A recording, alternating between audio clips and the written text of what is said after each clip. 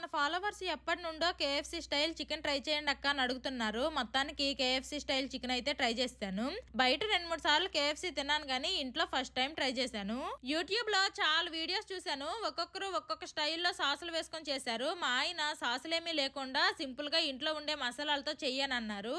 ఇంకా స్కిన్ తో చికెన్ తీసుకొని రండి అంటే స్కిన్ తో చికెన్ లేదంట, స్కిన్ లెస్ చికెన్ తీసుకొచ్చారు. అది కూడా లెగ్ పీసులు తీసుకొని వచ్చారు.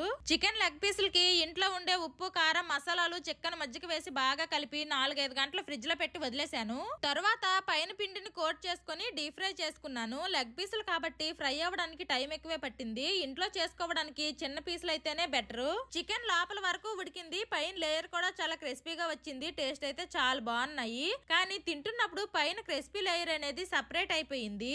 చికెన్ విత్ స్కిన్ అయితే పైనుండే లేయర్ ఆ స్కిన్ కంటి పెట్టుకుని ఉండేదేమో అని నాకు అనిపించింది. బయట తినే కేఎఫ్సి అంత టేస్ట్ కాకపోయినా బానే వచ్చింది. Bye bye.